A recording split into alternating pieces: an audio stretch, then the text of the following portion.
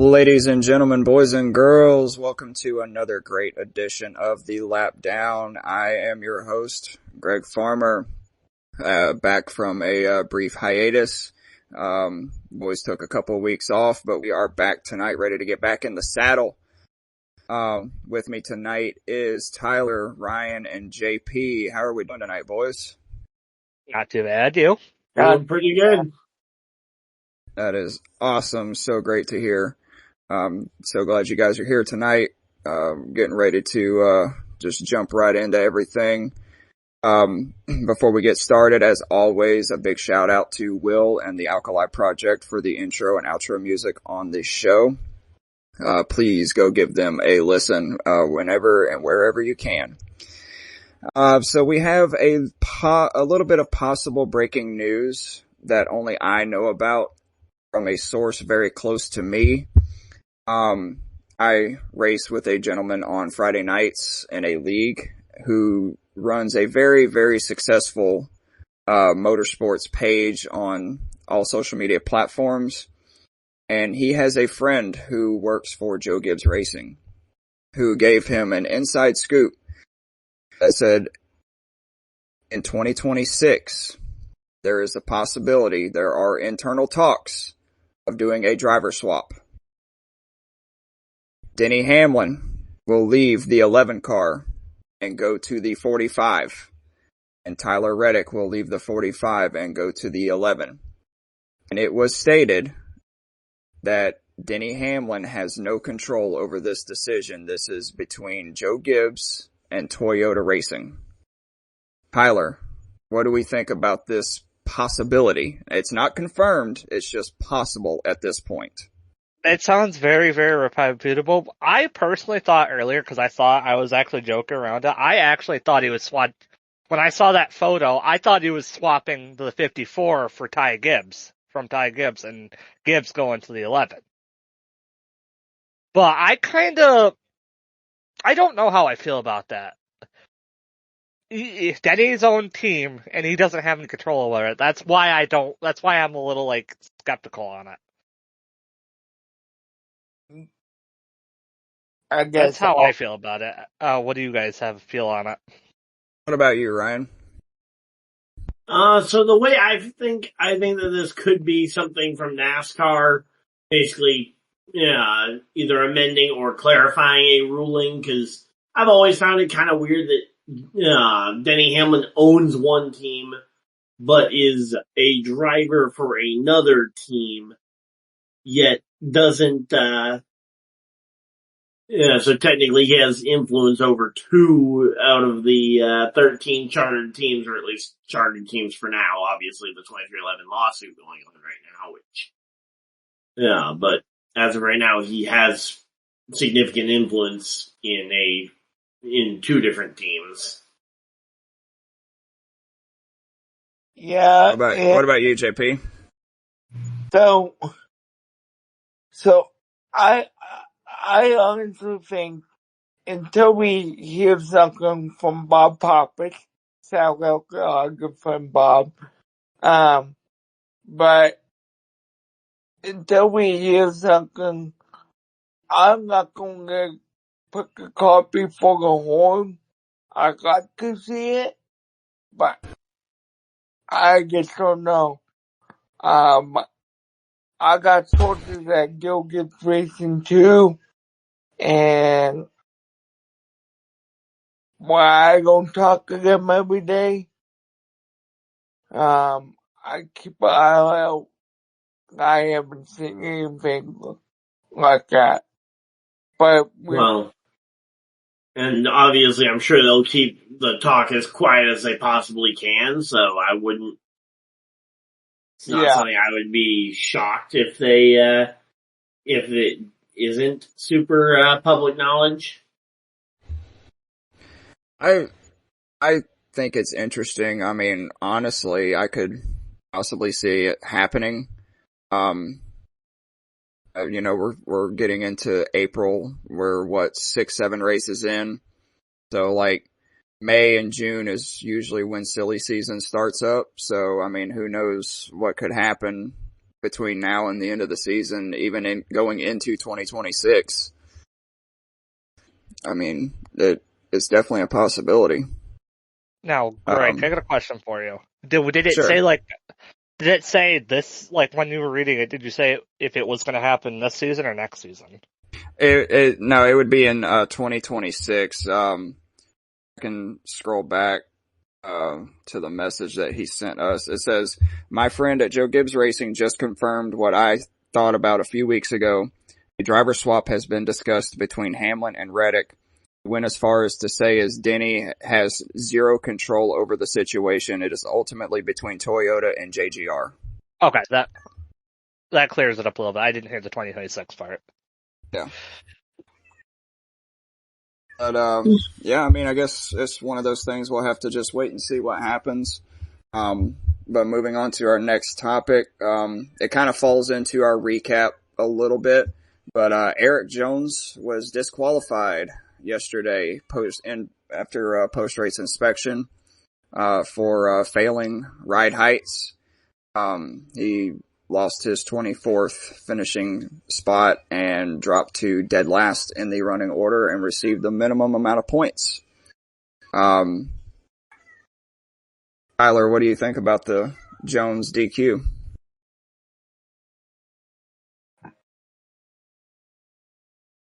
Tyler, are you there? You're muted, sir.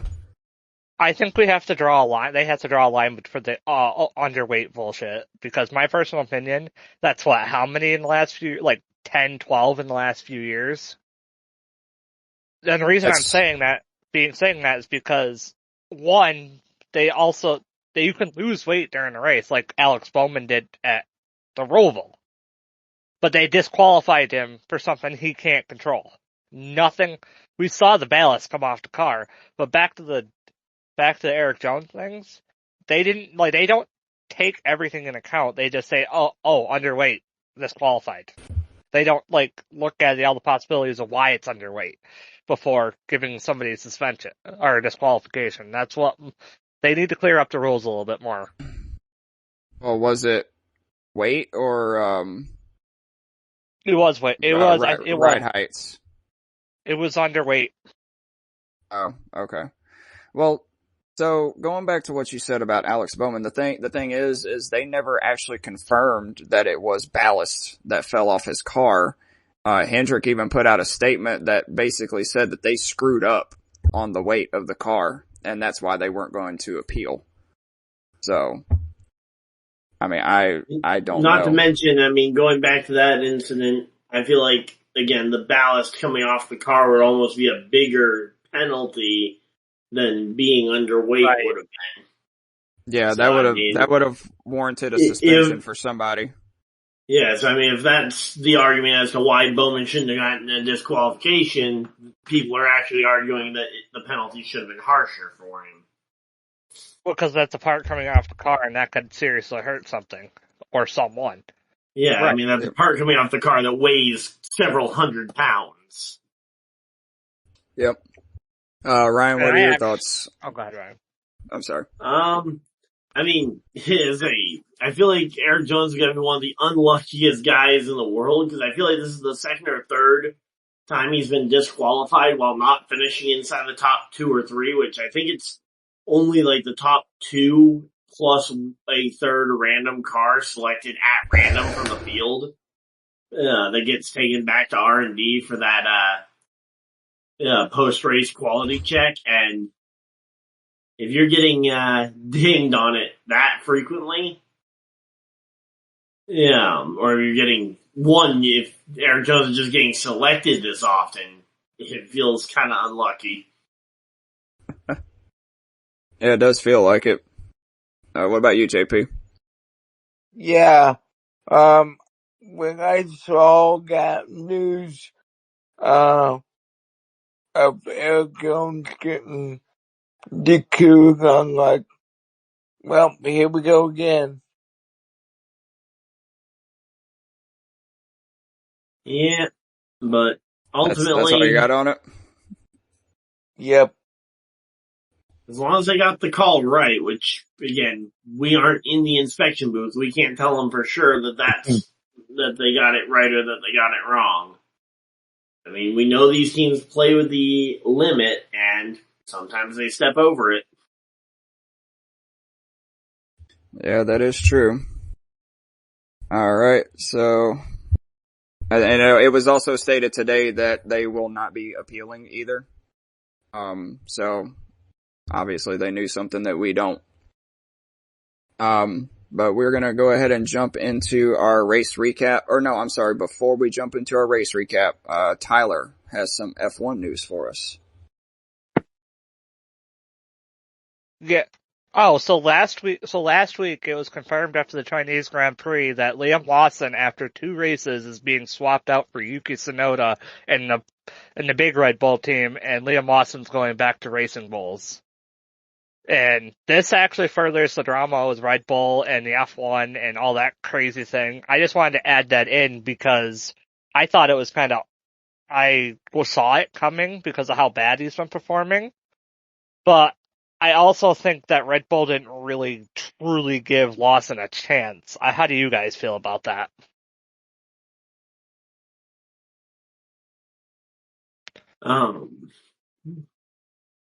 I feel like, I mean, yeah, it is very early in the F1 season to be kind of giving up on / replacing a rookie driver. But I also think that there just should be, I think there's gotta be things questioned because, like, the F1 in general seems to super speed prospects through the system up to some of the best cars in the sport, and then instantly the drivers end up crashing out. I mean, I only have a couple of instances over the last several years Pierre of Gasly. drivers getting moved up way too quickly. Let's see. Well, we have a whole bunch. Yeah. What are your thoughts, Greg? I try to keep up with it as much as I can. I agree with Ryan. I think it might be a little early in the season to swap out a driver like that, especially with Liam being a rookie driver. And you could say, NASCAR, the Cup Series is the most prestigious series to race in, but that's in the United States. But F1 is the most prestigious series to race in the entire world. And for him to get a ride, especially at Red Bull. Well, the best team for the last 5 years. Exactly. And be a rookie. And I mean, I don't know what his finishes were from Australia and the Chinese Grand Prix. Both 20th, both DNFs. Oh, well, were they of his own doing or? Yes. Unfortunately, yes. Okay. Well then, maybe you sway me a little bit, if maybe he's not ready for it. Yeah, again, I'm not saying that I think that the guy was the best on the field or anything, but I also think that you're not giving a whole lot of chance if you're giving him 2 starts. I also want to add on, Ryan. I do want to add on. So there's qualifying, how F1 qualifies, they have 3 rounds. They have a first, second, and third round, and they eliminate 5 people per round. Now, Liam Lawson was almost 2.5 to 3 seconds off Max Verstappen in the same Red Bull car. Just to put it that way. He got eliminated both weeks in Q1 and almost 3 seconds off he's almost a second and a half off of the back marker, the 2 newest rookies in Sauber and Haas. Yeah, and again, I'm not saying he's a great rookie, but I mean, how often is it that you see a rookie get booted 2 races into their career? It has happened usually before they're at in least, the 90s. Yeah, I mean, usually you're at least given half a year to feel it out. Yep. And let's not leave out either that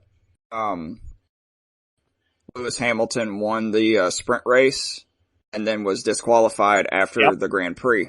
So was Charles Leclerc. And why were they disqualified again? I didn't catch the reason why. I think they were I believe they were overweight, I think. Gotcha. I mean, that'll do I'm it. not actually sure. I'm we not got actually sure. We got underweight in NASCAR and we got overweight in F1. Go figure, right? Yeah. Got it. So we just need to put a NASCAR car out on the F1 track. Got it. And what's funny is the weight difference between those two cars too. Exactly. It's actually not very far off, actually. F1 cars weigh about 1,800 pounds. A Cup car weighs 3,500 pounds. It's almost twice that. Yeah, that's crazy. Yeah, I was gonna say, the next-gen car is extremely heavy. I think the truck is 3,800 pounds. Yeah, it's in that ballpark. But great segue, Tyler. We are going to go right into our race recap, and we are going to kick it off with the Truck Series. Daniel Hemric claims his first ever Truck Series win 3 years after he captured the Xfinity Series title and his only other NASCAR National Series win. Tyler, did you catch any of the truck race? I caught the last 2 laps, and I was actually cheering for Hemric. He deserved that win. That was a hell of a race by him. It really was. I was kind of in and out. I was a little busy doing things, but I had it on the TV in the background, and when I sat down, I caught the last 20 laps uninterrupted, and I was like, "Holy shit, Hemric's actually going to win this race!" You know. Ryan, honestly, a damn good race. Yeah, Ryan, what were your thoughts on the truck race Friday night? Well, first off, I want to just put it out there that, I mean, Corey Heim got absolutely robbed by that flat tire that came via the result of contact with, I can't remember, was it Caden Honeycutt, I think, that he had contact with that led to the cut tire. But, yes. Yeah, I mean, if it wasn't for that, I think Corey Heim probably wins this race pretty handily. I mean, he led 145 laps out of a 200 lap race. You know, which his cut tire plus the wreck that took out Caden Honeycutt and was it Majeski that was in there as well? The two of them getting taken out of it kind of opened the door for guys like Ankrum or Hemric to have a real shot to compete for the win. But my thoughts, especially immediately after the race, was that it was fairly sloppy. I mean, we ended up with like 50 laps of caution in a 200 lap race, so about a quarter of the race being run under caution. And it felt really sloppy and fairly embarrassing, especially the way it ended. After Saturday, I'm starting to think that was a pretty clean race. Yeah, I was just about to say, we'll get to Saturday in just a minute. Yeah. I just wanted to put in that little pretext. Yeah, I will say, from Friday night, from what I did catch, you were in the wrong spot if you were in the lead. Because it seemed like there was problems you were just happening a sitting duck waiting to be run into. Exactly. Down on your chest. Exactly. It looks like JP's taking care of a couple things, so we'll move into Saturday's race, the big one. Probably one of the most chaotic shit show, pardon my language, sloppy. Embarrassing, sloppy Xfinity Series races that I have ever watched in my entire life.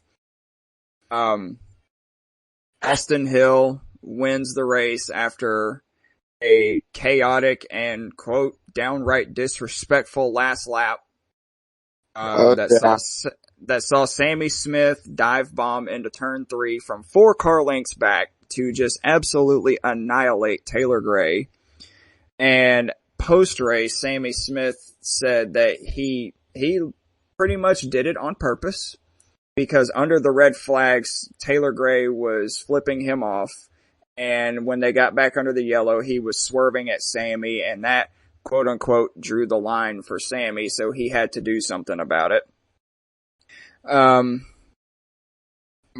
believe they said it was the most cautions in Xfinity Series history. I may be wrong on that, but I do know that they had 100+ laps run under yellow in a 300 lap race. 250 laps of racing. 250, I'm sorry. 250 laps and over 100 laps were run under the caution flag. And yeah, it was 103, I think, was the final count for caution laps. Wow, that's crazy. Yep.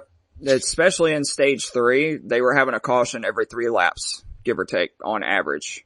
Yeah, I mean, they went the first 54 laps without a caution, for reference. Yep. They went the first 54 laps without a caution, and we still end up with 100 laps of caution in the final. That's actually insane.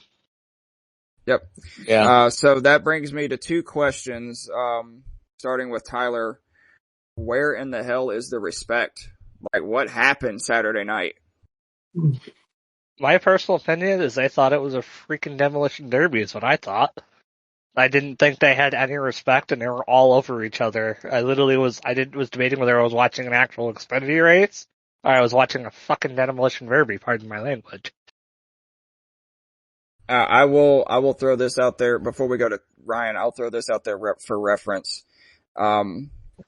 Someone quote me the last time the Xfinity series was at Martinsville prior to them returning. Was it 2006? Yeah, the last time they set the record for number of cautions. Yes. So Xfinity drivers don't know. Oh, go ahead, Greg. Sorry.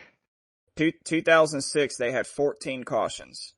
After that, they did not return to Martinsville for 16 years.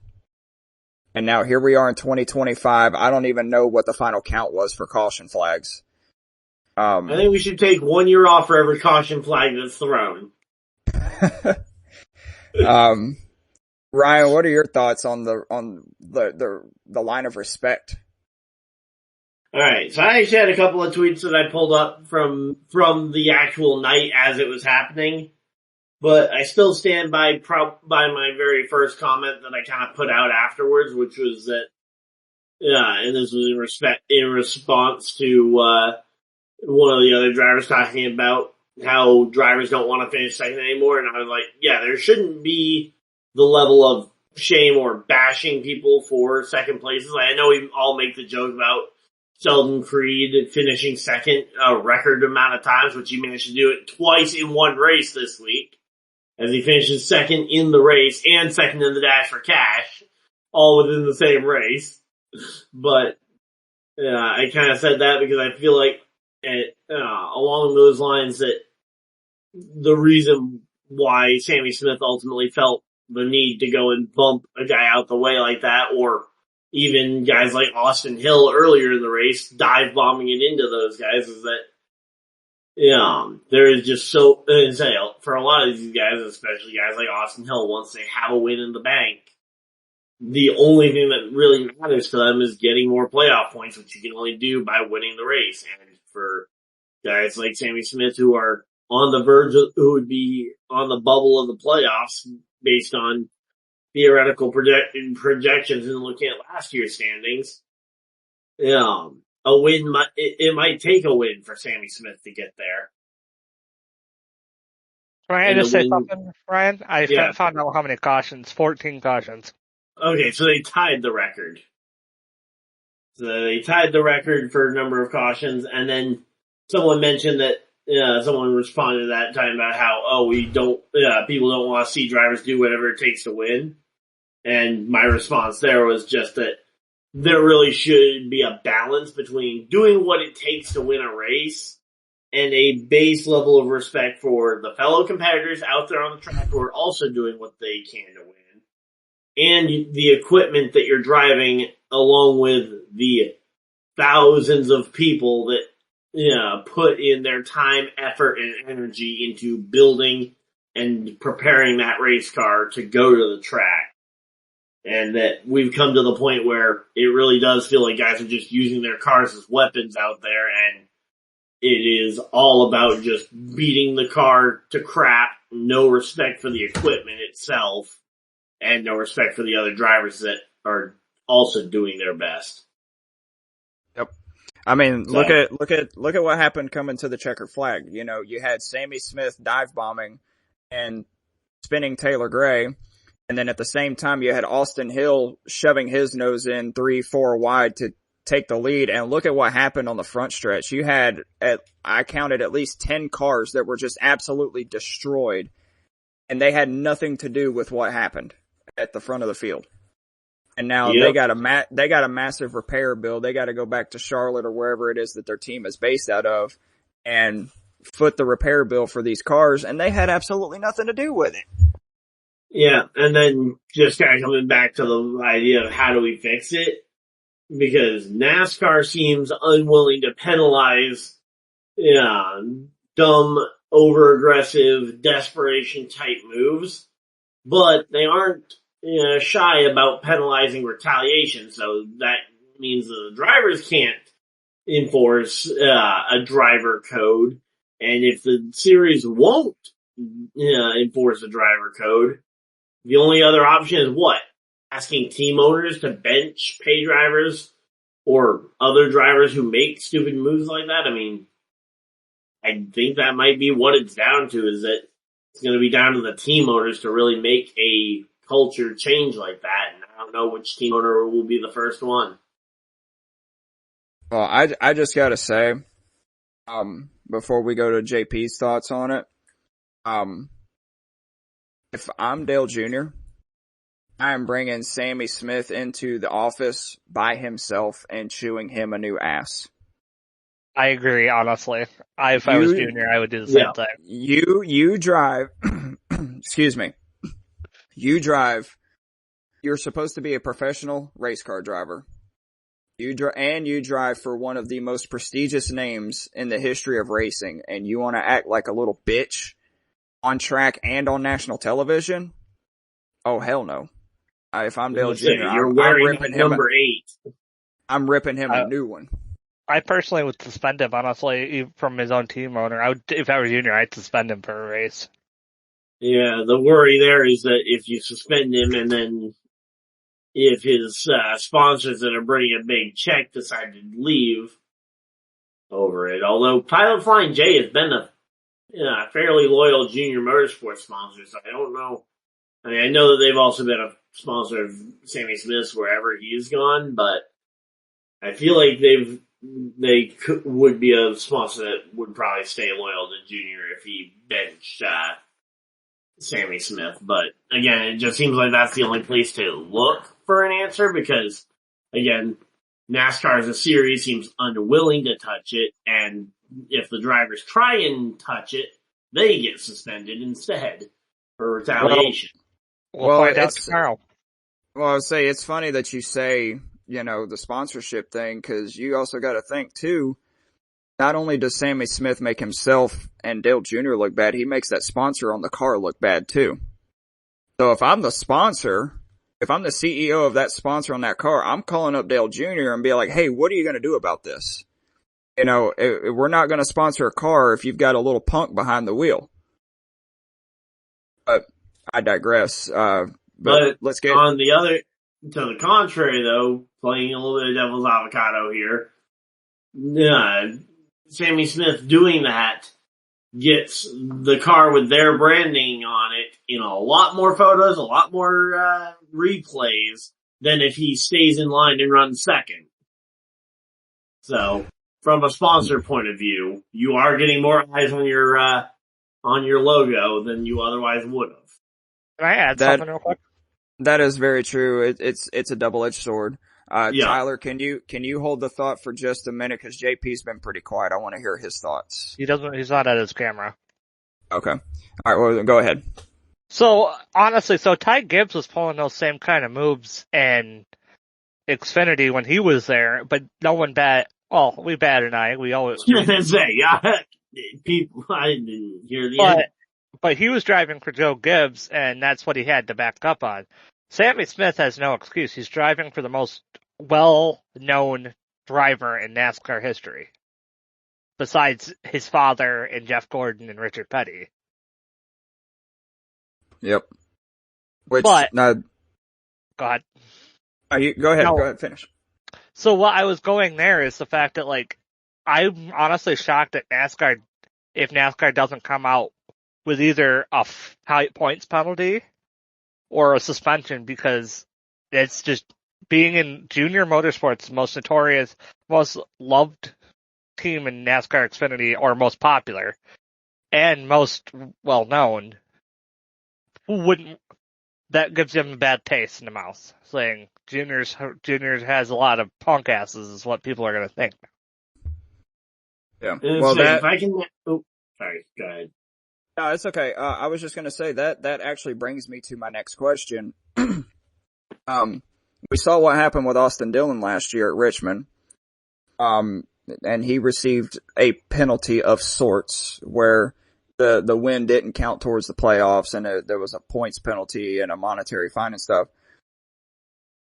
Should there be a penalty for Sammy Smith? 100%.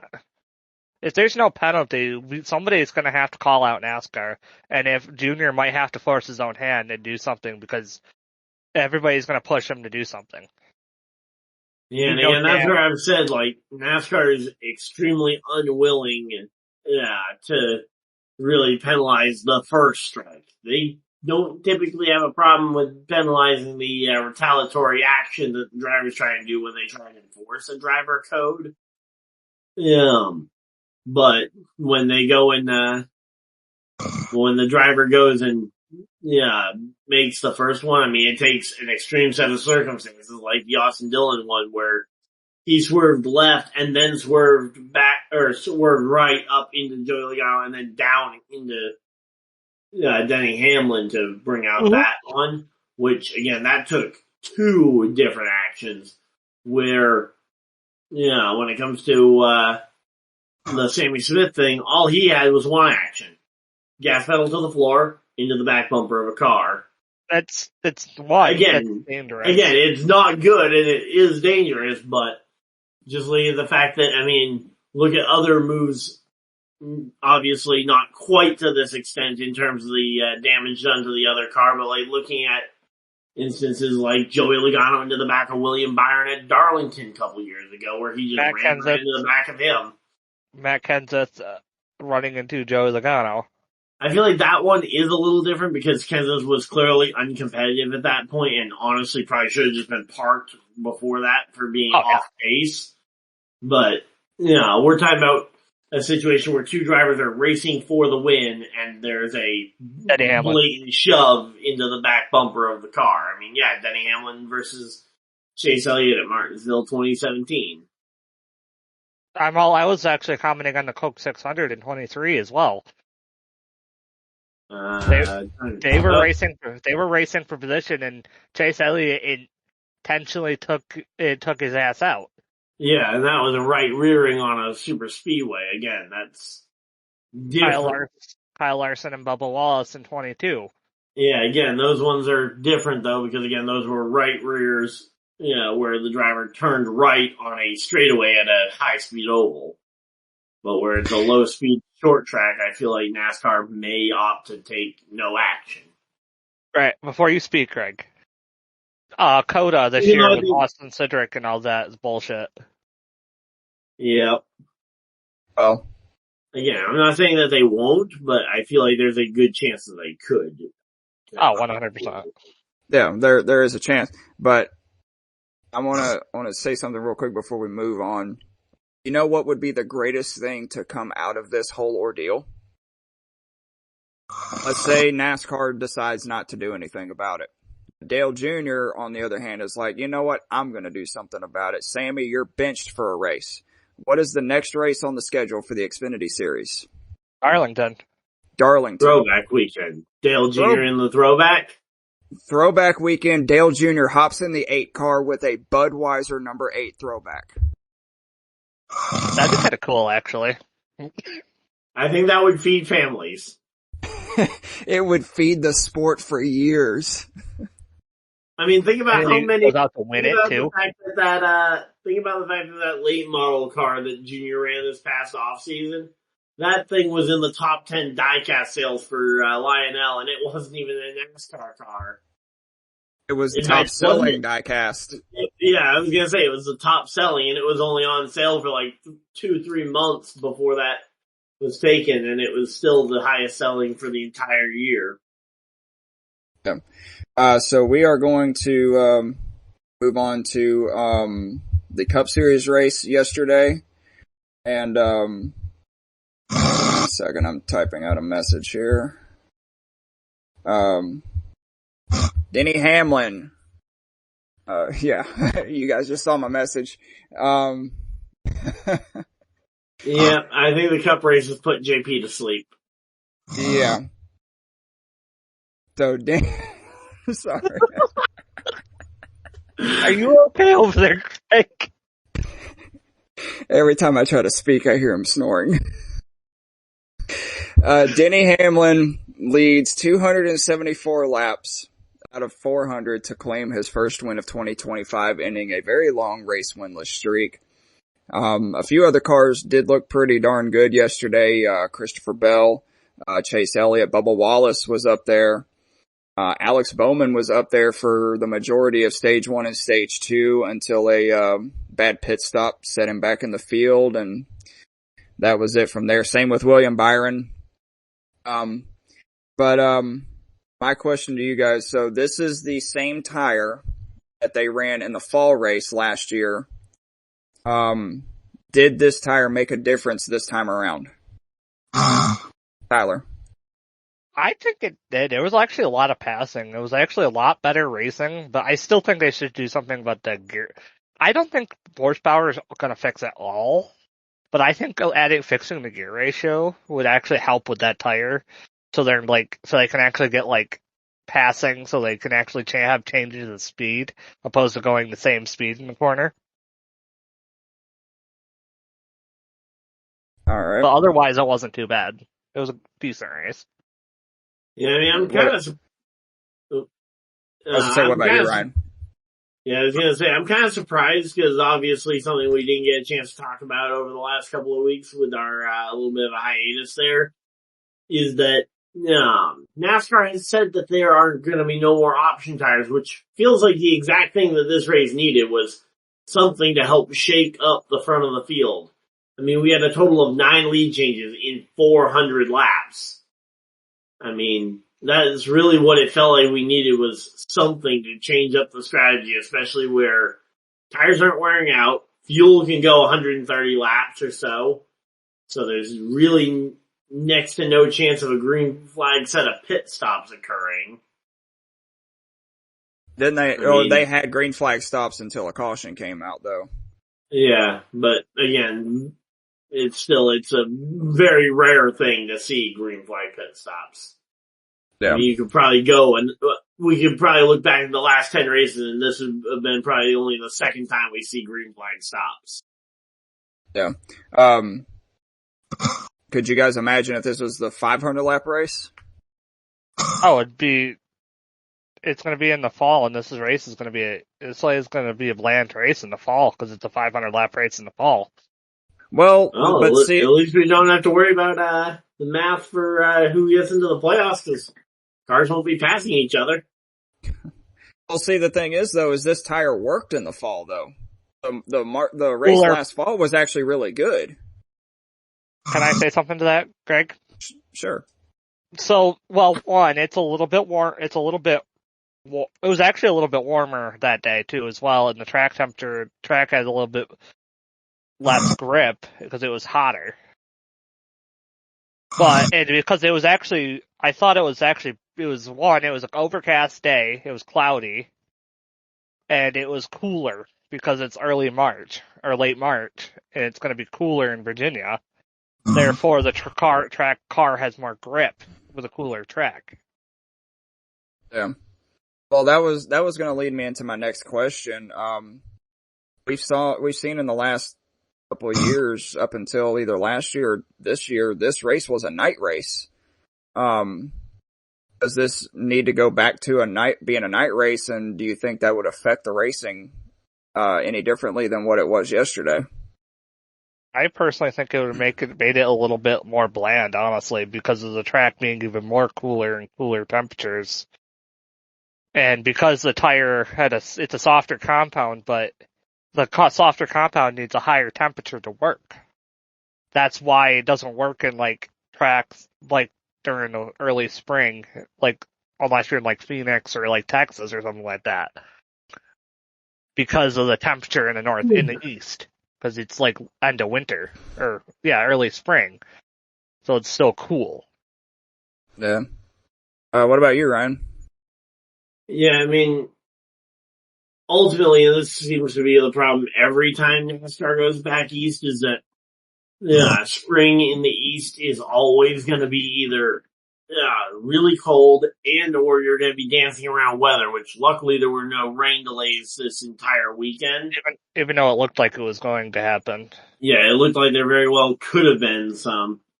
But ultimately, I think this is partially due to the fact that there aren't really a ton of West Coast racetracks to go to. So we had another, West Coast race or two to help drag out the West Coast swing a little bit further into the Auto Club. Yeah, if we had let's say we had the Auto Club short track and just throwing it out there because we always see the photos of it. Sonoma in the spring is beautiful. Oh, absolutely. It's So great. add those two races into the West Coast swing, help us kind of bridge the gap to when at least we get warmer weather. We'll still be dancing around rainfall because you have to get till like May or June before the East starts being free of late May. Late May, yep. Yeah, until you start being really safe to run an event without running the risk of rain, but unless you're at the in very Florida. least, if you can get the temperatures up, because it seems like heating these tires is the biggest thing. Yep, I 100% support a Sonoma race in the spring. Didn't they want to do that a couple years ago? I think the entire fan base has wanted that, kind of do a throwback to Riverside, back when Riverside used to be the first race of the year before Daytona. Yep. Well, I guess we'll just have to wait and see what the fall race brings us with 500 laps instead of 400. Before we go into our next segment, I want actually to backtrack a little bit into our pre-recap news. Something that I actually forgot about. I didn't even put it in the lineup. It just popped into my head. I was listening to Door Bumper Clear last week, and Freddie Kraft said he heard a little rumor in the garage regarding the championship races. And the rumor is that in 2026, Homestead will be hosting the championship weekend. I'm sold. Hold on. And in 2027, it will be Las Vegas. We could be looking at a rotation of tracks for championship weekend. What are your thoughts on it, Tyler? I'm gonna be personally.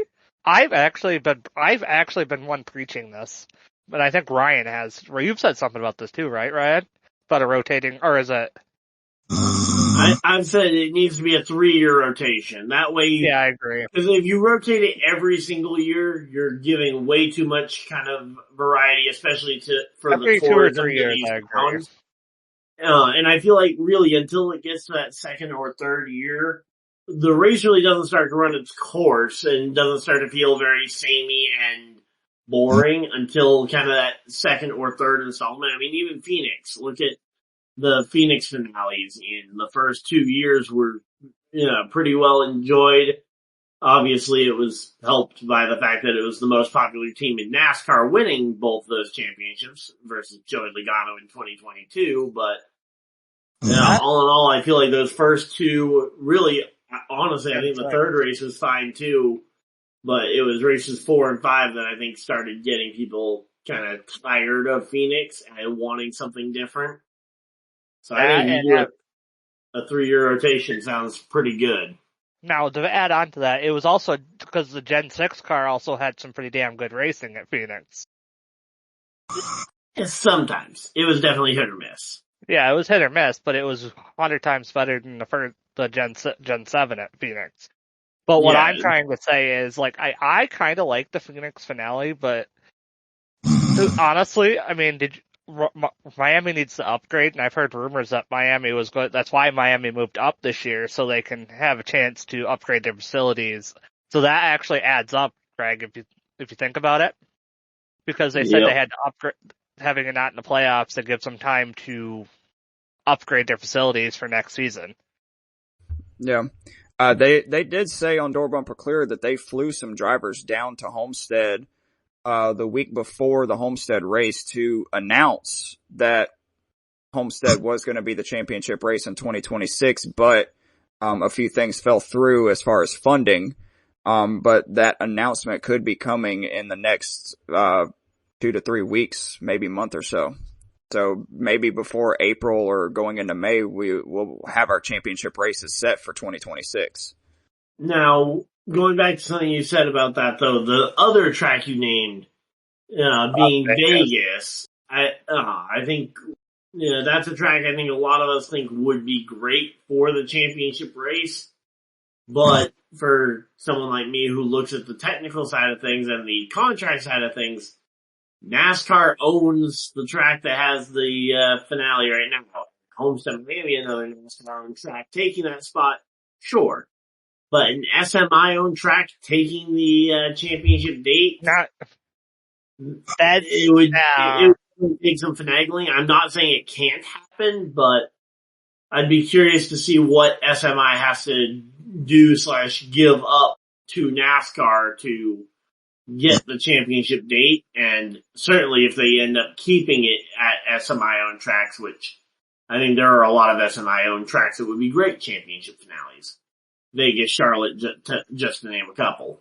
Also, to add on to that, Ryan, just remember, I think Vegas also comes to mind as a finale because Smith wanted to have a finale. Dave Smith has been wanting Vegas to be the finale for years. And I was watching a documentary on the 2011 IndyCar finale race.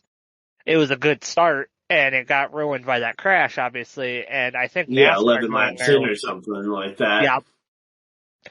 And this is why they wanted NASCAR there, because NASCAR is more suited for that track. It's great racing. The Vegas has shown that it's fantastic racing. Yeah. Great. Again, my only complaint against Vegas as a championship finale is I just don't know how the contract will work for it. That is my one and only complaint about it. Because, I've actually said on multiple occasions, I think Vegas gives you the big market in a West Coast market that NASCAR has been trying to reach.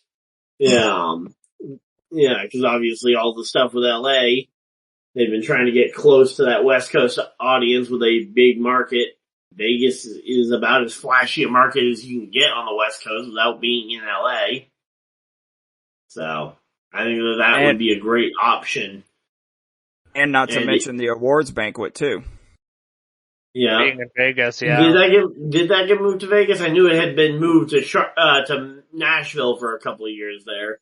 Which Nashville would be another track I'd like to see maybe get a shot at the championship date. But it's owned by SMI.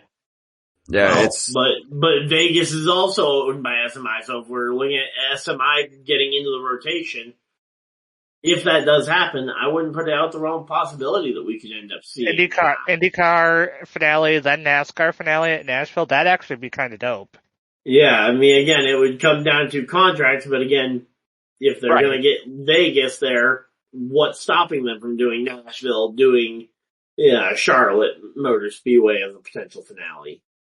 Again, a lot of SMI tracks I think would make great finales. The only thing stopping them currently is legal stuff.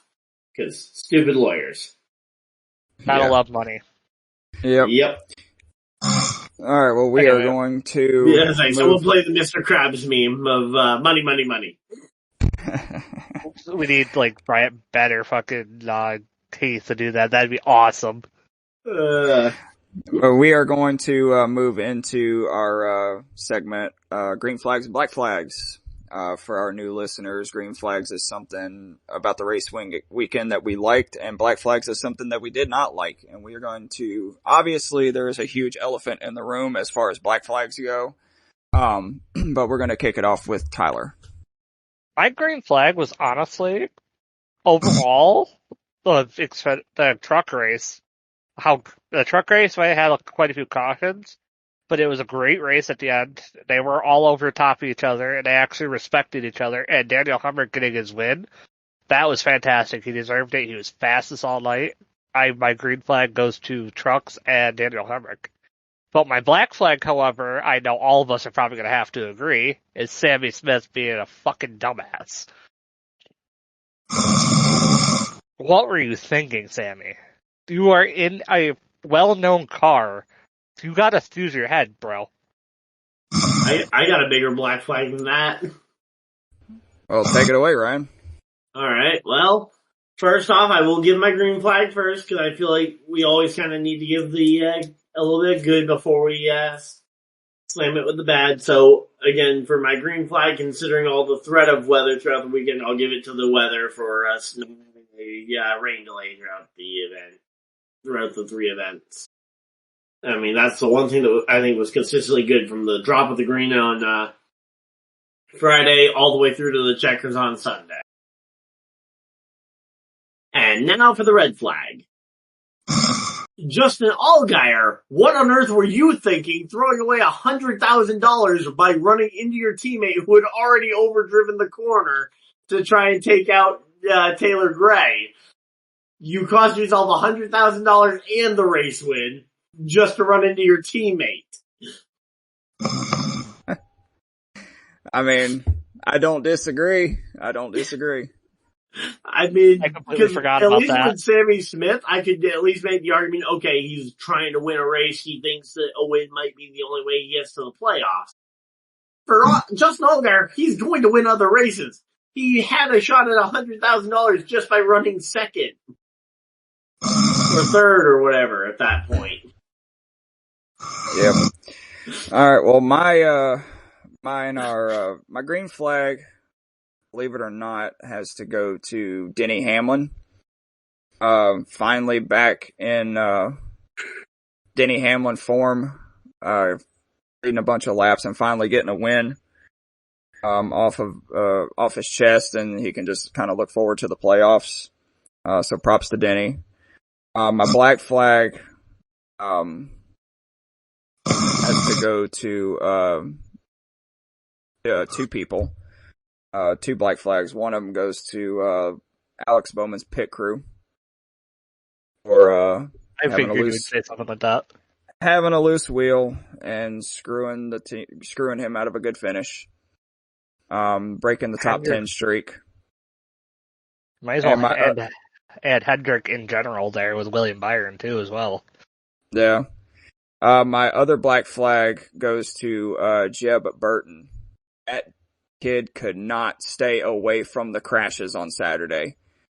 His car looked like a straight up NASCAR wheeling modified car at the end of the race. I haven't seen one of those in a while. Yeah, if we're talking about weird looking cars at the finish of the Xfinity race, can we give a shout out real quick to a certain Harrison Burton who managed to catch his own splitter on his grill?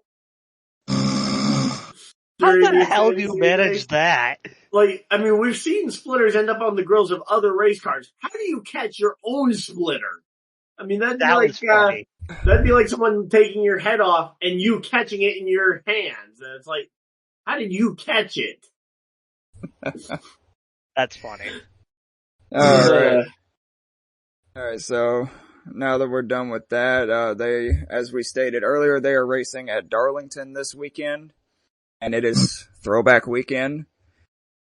So before we get into making our picks, I want to ask you guys, starting with Tyler, what is your favorite throwback that has been released this year? Ooh, it's actually a toss-up between the Jamie McMurray throwback or the Terry Labonte throwback. If I had to choose, I would choose the Jamie McMurray one because it looks almost identical to his 2010 car. Okay, so you're going with the Carson Kvapil throwback. Yep. Okay. What about you, Ryan? Carson Kvapil. Yeah, the Jamie McMurray throwback. Okay. I thought the McMurray throwback was the 26 car doing the throwback. No, the one racing car. There's 2 Jamie McMurray throwbacks. Oh, okay. So you're talking about the one that's going back to the Bass Pro Shops car. I saw the Irwin Tools throwback car, and I thought that one looked pretty clean. That one did look clean. What about you, Ryan? What's your favorite one from the weekend? Yeah, I'm gonna have to give it to the obvious. I think one, because it's racing on Sunday, and it's a sponsor who actually changed a lot of the car to help fit the throwback theme. mean, obviously it is HendrickCars.com, so shock and surprise they were willing to change some of their branding around for Throwback Weekend, but still, to get a Cup Series sponsor to get a paint scheme looking that accurate, I mean, it's not something you see every day, and some sponsors want to be way more picky about it than others. Chase Elliott. Oh, don't even get me started on that. Absolute garbage. Ew, that was one of the And the worst weirdest schemes thing I've is that ever seen. it's the same sponsor that had his really good Dale Jr. throwback last year, which makes it even weirder that they couldn't do a decent throwback this year. Because Universe was the same sponsor on the Dale Jr. throwback last year. They did. That was really good. What about you, Greg? What's your favorite one so far? So, Ryan, you're going with Larson's Terry Labonte throwback? Yep. Okay. Yeah, so mine's a toss-up between William Byron's throwback to Jeff Gordon's Final Ride. That car looks absolutely clean as hell. And the other one is the other Jamie McMurray Irwin Tools throwback. Yeah, the one I said. The Irwin Tools one was clean, yeah. Love it, love it, love it. My only complaint with the William Byron throwback is that it feels like it's almost too close to the white flame scheme that he already runs, so it doesn't feel quite as special. I'm sure there's no one said the Carl Edwards one. Carl Edwards throwback. That one was always synonymous with a Ford, and it's weird seeing it on a Toyota. Okay, that's fair. But we are going to go into our race picks. JP is on the call, but he decided to go to sleep on us, so he will not get to make a pick tonight. I had him muted for a little while, so I don't even know if he said anything. Yeah, he hasn't said anything. Yep, so I have our names on the wheel here, and I will spin it to make the first pick, and it lands on Tyler. We're going to Darlington. Let's see, track record. Ooh. So who's been quick? I'm going to have to go homeboy with Chase Elliott. I'm going with Chase Elliott. Alright. Alright, next pick. Out of the two that remain, we'll go to me. Yep. What did I know? And I am about to steal this pick. I am taking Larson. Okay, I respect that. I was going to take that one if you didn't. And just Larson. For the fun of it. So wait, so you guys took what? Elliott and Larson? Yep. And so Ryan, It is on you, sir. Well,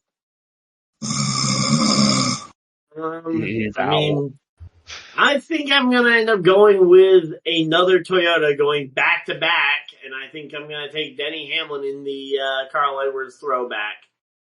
And the reason, and I will give a little bit of context. The reason why I didn't immediately think of that one as one of my favorites is because, as a Carl Edwards fan, not only do I remember it on the Ford, I also remember it as one of the worst memories as a Carl Edwards fan.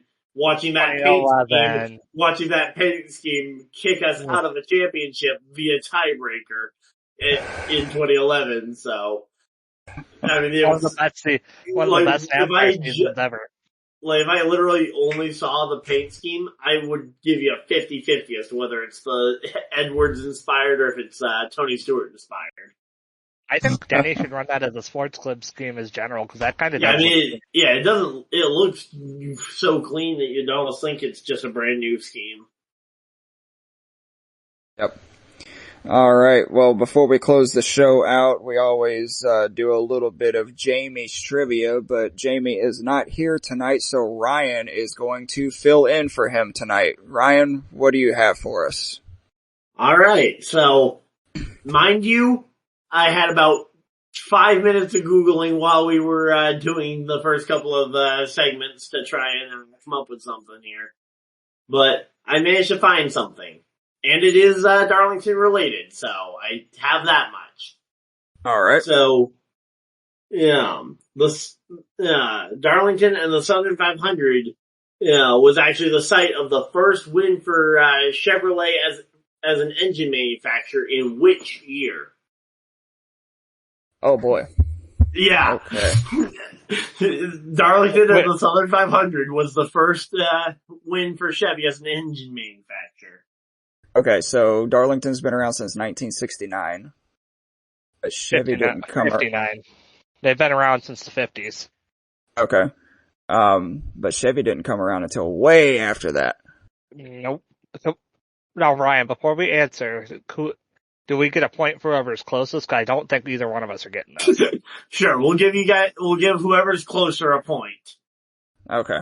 And All right, considering what you guys have said so far, I think it's gonna be, pretty far off. How about this? If you guys are off by more than 15 years, I get the point. That's Okay. fair. That's fair. All right, And Tyler, make your whoever's guess closer within 15 years. 1963. 1963, that is incorrect. first. All right, I am going to say 1977. Alright, well, unfortunately, I guess I should have picked 10 years as the bubble because, Tyler, you were 11 years off. It was 1952's Southern 500 that was the first win for a Chevrolet-powered motor amidst the Hudson Hornet motor that was dominating that era. That makes sense, yep. Wow. I was so close. I should have said a 10, but I was like, maybe giving more than a decade is worth it, and it does end up costing me. So good job, Tyler, on that one. But hey, you got to give me credit. I came up with a pretty good one, and it was Darlington. That was pretty good, yeah. That one was really I think Jamie good. would be proud. Oh, We yeah. should come up with something like that, especially like Talladega or something like that, especially with being an older track, a lot of older tracks coming up. I think, except for Kansas. Kansas is really the only one. But, older tracks, see if we can, guess what the first race winner or something like that was. That's not a bad idea. Yeah, I mean, Yeah. first race winner might be somewhat easy to remember. Obviously, first Daytona 500 winner, Lee Petty. But, yeah. Again, we'll have to wait. And say, Jamie's usually the one that does this, and he actually puts a week into thinking through it, so. But I think he'll be proud of that one. Yeah. And on that note, that will close the show out for us tonight.